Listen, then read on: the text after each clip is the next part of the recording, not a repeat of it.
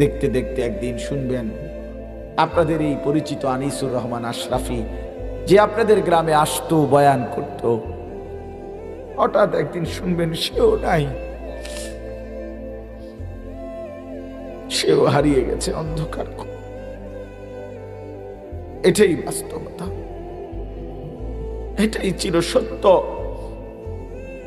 এতটা চির বাস্তবতায় আমরা ভুলে যাই কেমনে। ভাই, যুবক ভাই, নামাজ না পড়ে কেমনে থাকো? মুসলমানের বাচ্চা তুমি, তুমি হিন্দুর সন্তান না, তুমি ইহুদির বাচ্চা না, তুমি খ্রিস্টানের বাচ্চা। কেমনে নামাজ না পড়ে, কি দেখতে দেখতে, কি করতে করতে জীবনটা, দিনটা, রাতটা শেষ করে দিলাম। আহারে আফসুস, আমার বড় আফসুস লাগে। একটা সুস্থ সবল 16 বছরের, 14 বছরের, 18 বছরের ছেলে মেয়ে কি কারণে, কি বুঝে একটা সেজদা দেয় না, এক ওয়াক্ত নামাজ পড়ে না? আরে বোকারে, তুই কেমনে এত বোকা হইল? কি কারণ থাকতে পারে? কি অতিরিক্তটা তুমি পেয়ে গেলা?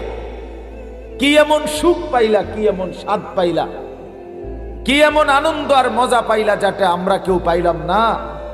যে মজার, যে সুখের জন্য তুমি তোমার আল্লাহকে ভুলে গেলা, একটা সেজদা দিলা না, এক ওয়াক্ত নামাজ পড়লা না।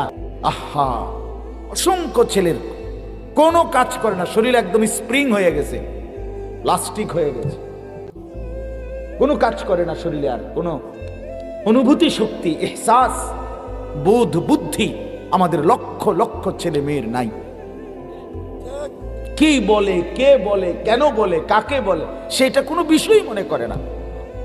তার এক কথা, আমার মোবাইল, আমার ছবি, আমার নারী, আমার নাচ, আমার জিনা, আমার ব্যভিচার, আমার অশ্লীল দৃশ্য, আমার সময়নাদের সাথে আড্ডা ফুর্তি, আমার এই বান্দরামি, আমার পেশাব করে পানি না নেওয়া, আমার জুয়া, আমার মদ, আমার নেশা, আমার নারীর আড্ডা, মেয়ের পিছনে ঘুরা, এটাই আমার জিন্দিগি।